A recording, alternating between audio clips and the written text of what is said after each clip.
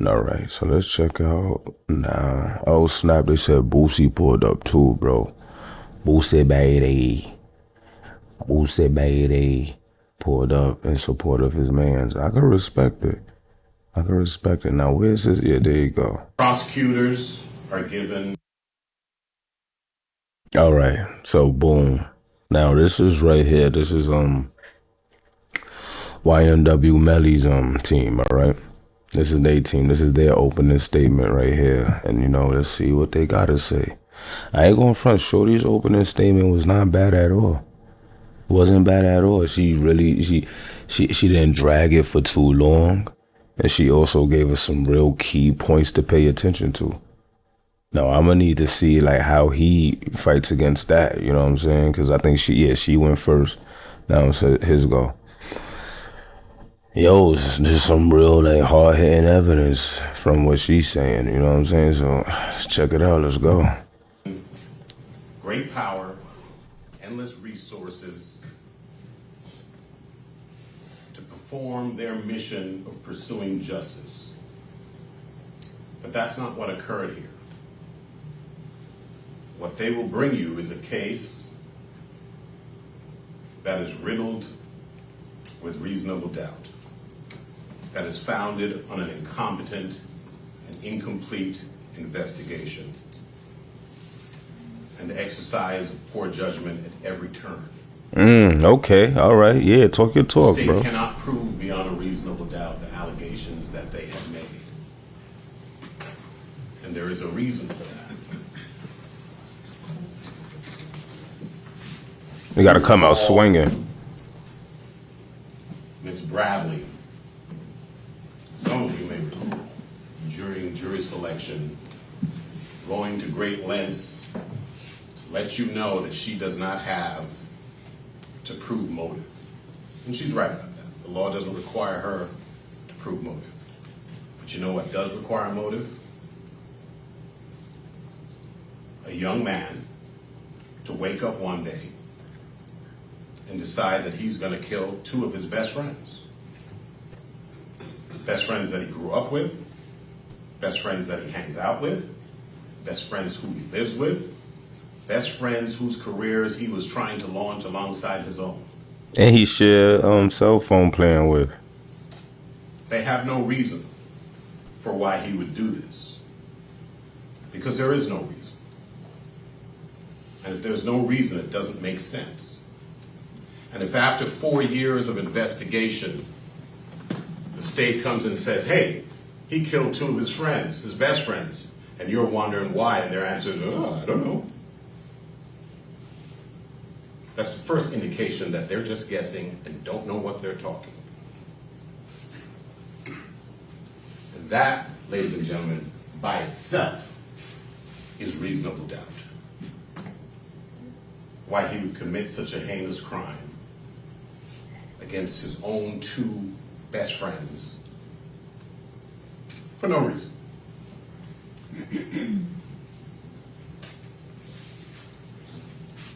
Okay, so far, I don't know. I don't know, because it's like, yeah, that's what makes this a crazy case. Why would he kill two of his best friends? You gonna have to explain that to us. What was going on? You know what I'm saying? But, you know, let's give it a chance. Let's give it a chance. We're still watching this, you know what I'm saying? Still seeing what's going on, so let's go.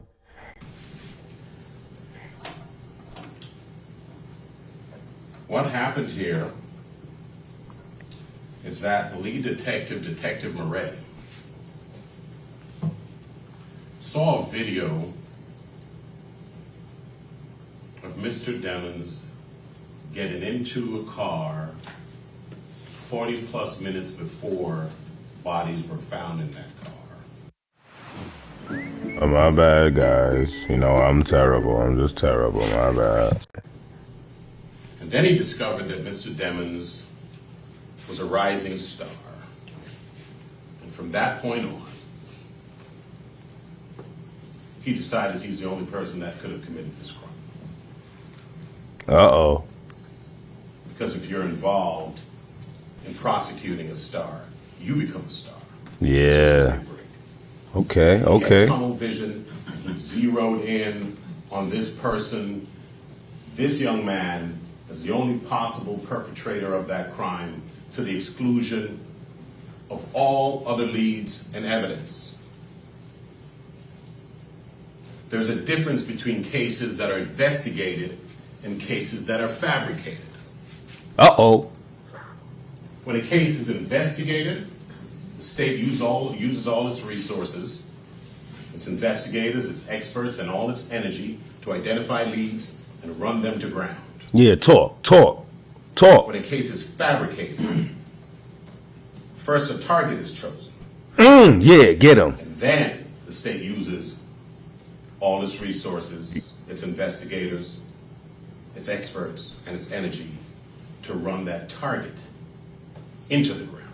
Oh, yeah. That's what occurred here, and there's a reason why I say that. That's what they doing to Melly, bro. That's what they doing. There are a number of leads that you will discover that were identified by the officers but were either completely ignored or given short shrift. I like that Let's word. Let you know, run through a few of them by way of example. Start with the most obvious one. Cortland Henry. Now, Ms. Bradley started her opening statement by describing some of the lies that he told, as though to impute them to Mr. Demons. Those were not Mr. Demons' lies, those were his lies. Cortland Henry shows up at Memorial Hospital, Miramar. You don't see him sitting there, but where you will see him sitting is in the driver's seat of a car with two dead bodies, a car riddled with bullets. And when he shows up with a change of clothing, change of shirt, gunpowder residue on his hands, evidencing that he had discharged a firearm. And he lies. He lies about where the incident occurred. He lies about how it occurred. And he lies about not having a phone. I think it was Miss Bradley herself who said, everybody has a phone in his pocket. Not Cortland Henry. There were 3 phones in that car. There were 3 people in that car.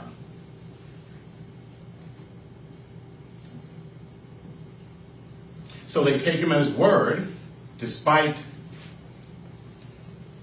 suspicious circumstances, and they let him go on his way. Yo. All right. I'm seeing where he's going with it, and I'm not gonna front. It's a good way to sit there and cause reasonable doubt within this case, because, bro, it looks like the route that they're going is we're gonna throw this all on the nigga who brought the bodies to the hospital in the first place. All right, we're gonna put this on him. Look, you gonna have to explain what you said to them on what happened and this, that, and the third, or whatever have you. You feel me? Like, is that a good approach on it? I didn't see this coming. I didn't think that they was gonna go this route. So let's see what else they got to say. They soon discover that he's lying about the location of this incident, and they went back to him, and they labeled him a victim. And they said, we know you're scared.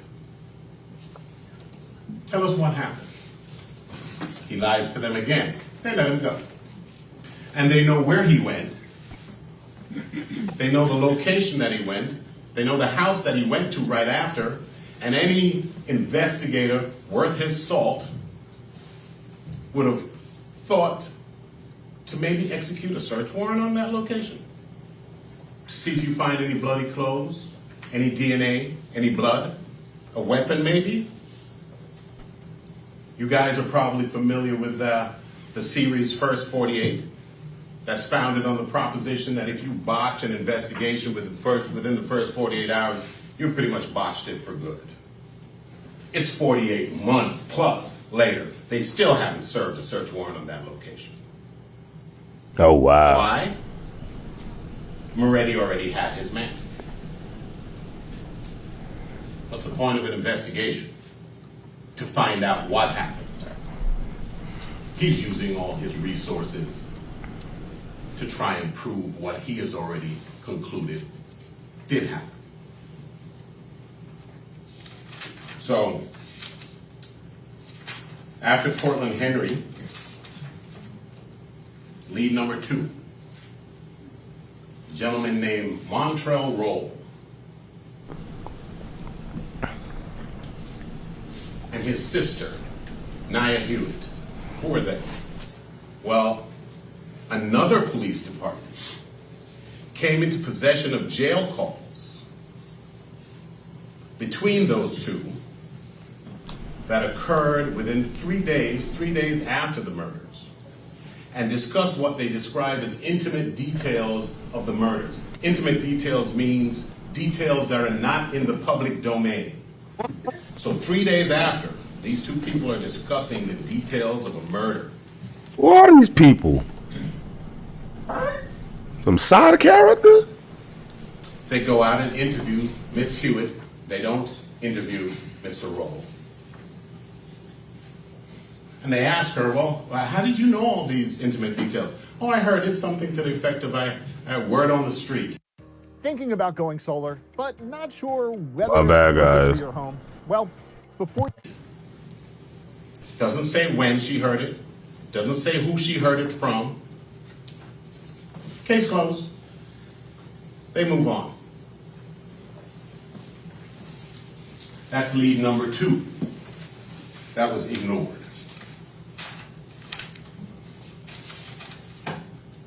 Then there's Robert Coburn. Who is he? He is a gentleman that owns a social media account by the name of Backwards.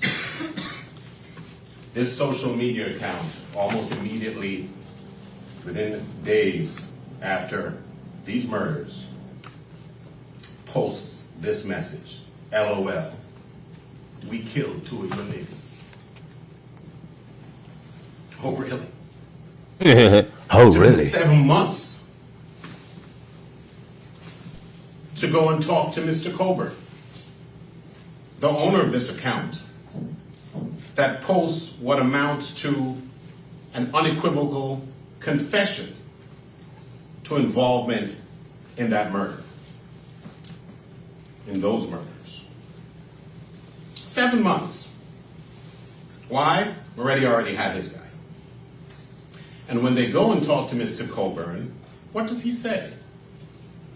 He said, oh, I created that account and I sold it for $20 to somebody else. Who'd you sell it to? Oh, I can't remember. $20. Were you at the murder scene? No. Did you do it? No. Case closed. That's it. No more investigation. It would occur to a reasonable person, let alone a seasoned investigator acting in good faith. Why would somebody buy an Instagram account when you can create one for free on your own? Well, how many followers did he have? If not to hide your identity. And if somebody goes to the trouble of buying an Instagram account to hide their identity and then confesses to a murder that you're investigating, maybe you ought to go and figure out who that person is and talk to them. And maybe there is no such person. Maybe it was not sold. Why would somebody create an Instagram account and sell it for $20? Yeah, $20 is crazy. And if he's in the business of doing that, that's of interest.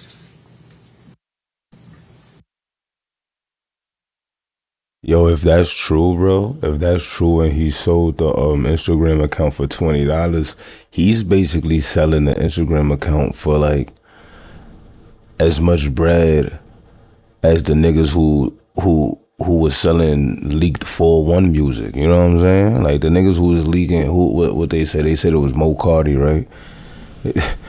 They say Mo Cardi was selling the leaked music for like a bacon, egg, and cheese and Arizona iced tea. That's what they selling Instagram accounts for out here?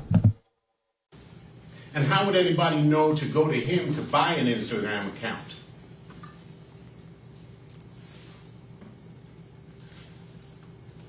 These are all unanswered questions.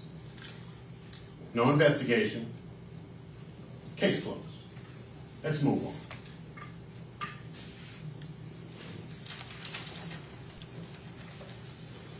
David Hedgepath. Who is he, you might wonder? Who are these people? He had a Twitter account called Crucial Almighty. He posts a confession to this murder. Something to the effect of, we coming at that Jeep. Can't remember the quote. You're going to hear about it. And essentially it was a confession to involvement in the murders. It took them a year and a half to go and talk to him. They knew about it a year and a half earlier. It took them a year and a half to go and talk to him. Why do you do that unless you've already concluded that you know who committed the crime, you've already determined who your defendant will be?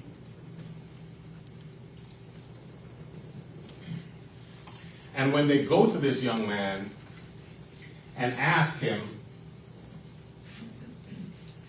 well, actually before, this is a year and a half before, they said, oh, we've determined that he was just trying to start an internet beef to advance his career. Who told him that? Without talking to a soul. So it took them a year and a half to go down there and track him down. And when they do go and track him down, they say, hey, did you commit the murder? No. Were you in the area? No. Where were you? Well, I could have been at work. At work where? Any one of 3 places. Okay, could you give me a work schedule? As though that would prove anything. He says, well, I can get it now. Oh, no, don't worry about it. Just email it to me. Not email. Really? And he doesn't even do that. There is no report that he even follows up and sends them an email of this mysterious work schedule proving that he wasn't at the location. They conclude, oh, he's not there, wasn't him, case closed. Is that how we do this now?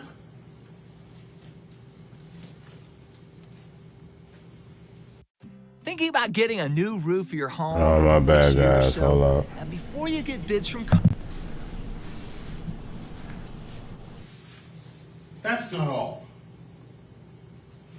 There are several other people who are potential suspects who were not tracked down. You are going to hear about them during the course of this trial. But beyond that, 3 years after arresting this young man and sticking him in a cell, the state looks at its case and says, oh man, this looks a little incompetent. Miramar police seems to have botched this investigation, and they call the Broward Sheriff's Office and ask them to come and look at the investigation upon which this entire prosecution rests. And he looks at it, and he says he instantly knew he had to start from scratch.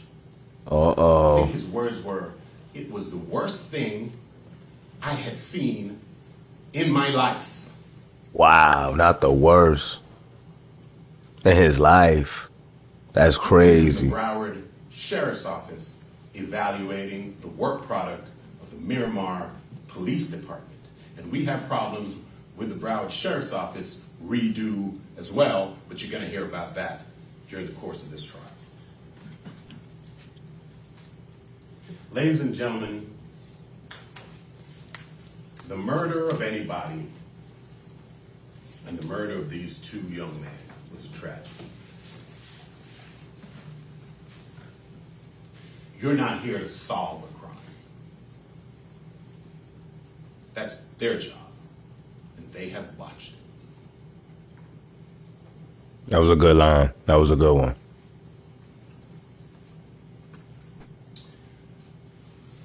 Jurors often get confused as to their mission.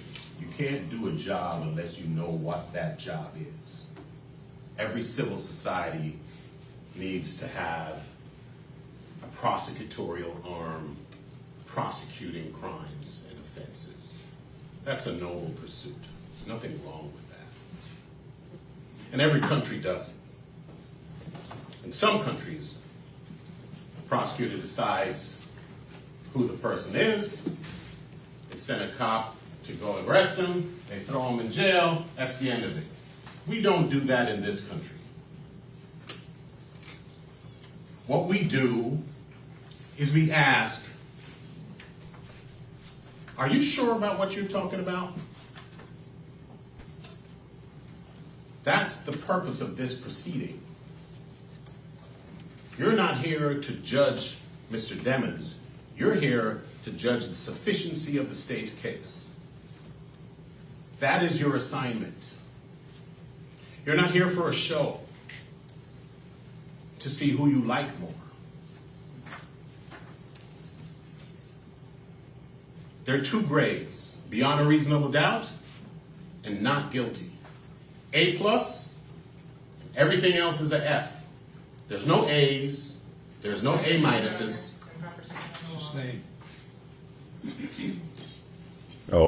Sustain. You are akin to an FDA lab. Imagine a company saying, we're going to put on the market fat-free milk. And the lab, their mission is to determine whether or not there is fat in the milk. And what do they look for? They don't look for milk. They look for fat. The state is telling you they have a state that is free of reasonable doubt. You're not here looking for proof. You're here looking for doubt. And if you're off looking for the wrong thing, you're going to miss what you are here to look for.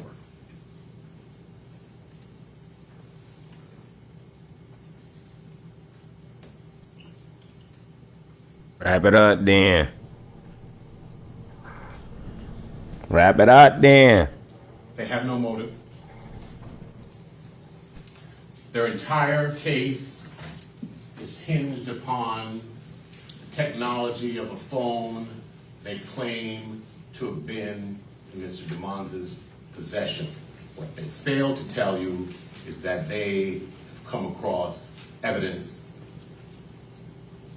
that Mr. DeMons got out of that car before this incident. They ignore that because it's not consistent with their feet.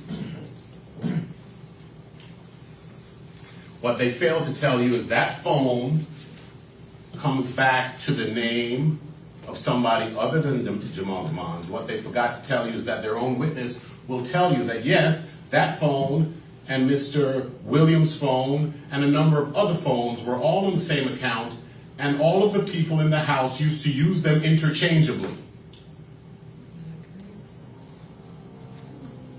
But they're assigning it to him because that is consistent with their theory.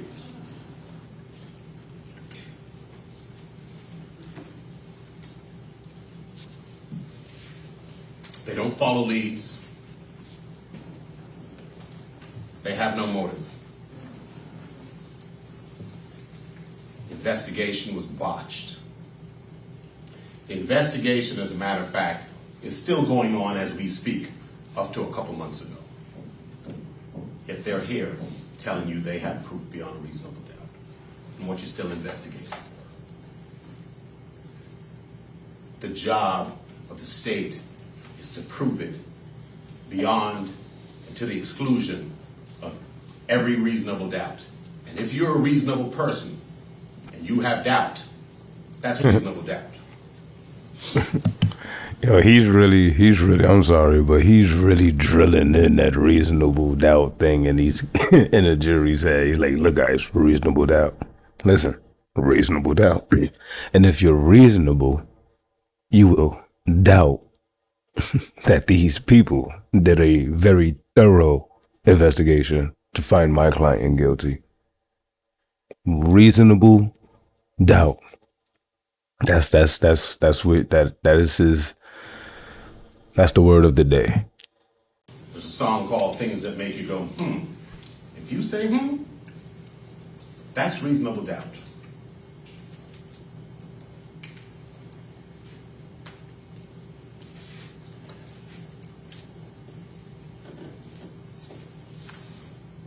You do not. Ms. Bradley is charming. She's good at her job in some respects. But this is not a popularity contest. We don't give, hey, good effort. We don't give participation awards. This man's life is hanging in the balance. And if there is a scintilla of reasonable doubt, we know. You must have the courage to speak up and say so. You're not here to judge him. You're here to judge the sufficiency of their case. They have a big task in front of them. We should probably get to it. All right, guys. All right. So there you have it. That is YNW Melly's opening statement. And I'm not gonna lie, like he started off pretty good and everything. He kind of did start to drag it towards the end, but I could understand. He was basically trying to drill the whole reasonable doubt thing in the jury's head. Like, look, reasonable doubt, guys. There's things in here that will sit there and make you go, what is that? Why is that? And if you get that, if any of you guys get a little thing in the back of your head that sits there and says, if you have anything in the back of your head that makes you say, what's going on? Why? Well, that doesn't add up. It's reasonable doubt. And he has a point. Now, is it going to work?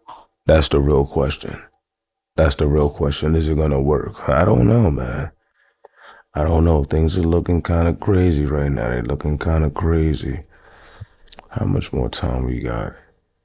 You can sit here and probably check this out for 2 seconds. Want to know the 5 foods this 74-year-old adult film star swears by that Detective Bertrand is Detective Mark Moretti. We're here to talk to you about what happened.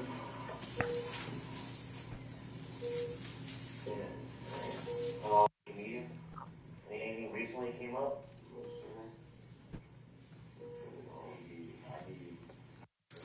My homeboy, he's like big. He's big. Who's your homeboy? Hey, YNW Melly seems like he's in good spirits. You know what I'm saying? The thing is, we don't know your friends. Yeah. So the reason we have to ask all these questions, because the more we know about your friends, your lifestyle, your friend's lifestyle, your friends, his friends. So apparently this is the cops, like, you know what I'm saying, talking to the co-defendant tonight. I guess this is the person that drove the people into the deceased people into the hospital, and I guess this is the cops pressing him about it and everything like that.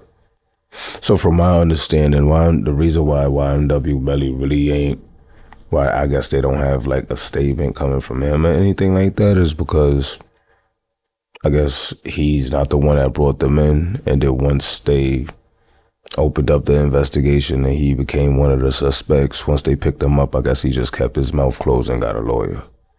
This is what I'm getting from it. And I guess his lawyers and his people was looking at it like, look, you ain't say nothing. You ain't talk necessarily. Your man's talked though. Your man sat there and he gave them a story. He gave them what he feels is what happened that night, and this, that, and the third.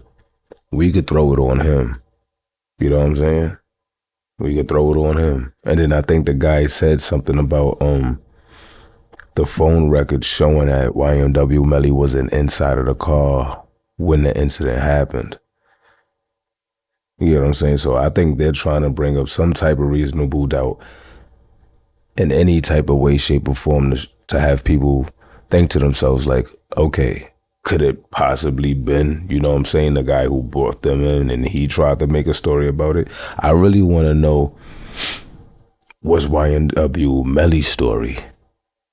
You know what I'm saying? Is his story like, okay, he hopped out the car before this whole thing went down and hopped in a red Jeep and dipped? I think that's his story, right? I believe that's his story. And I believe that the prosecutors are saying, no, we actually have proof or whatever have you that he was at the scene. And they said something about the steps, like the 70 something steps when he was at the studio and did like over 1,000 steps. Are they saying that like he walked away from the scene? Like they did it, and when it was done, he walked away from the scene, went like, you know what I'm saying, like something that, like a distance that will consist of over 1,000 steps, and then he chilled and then called his mans to come in, you know, when he pinned his location to come and pick him up and shit. And when he caught his girl and stuff like that, I guess that's their way. I would say this: both sides had good opening statements. Both sides had good opening statements. On one end, you have the prosecutors, and you're thinking to yourself, if you are a juror, you're like, you know what, like, yeah, why would this happen? Why is the phones linking up like that? Why would they drive off into some desolate, you know what I'm saying, some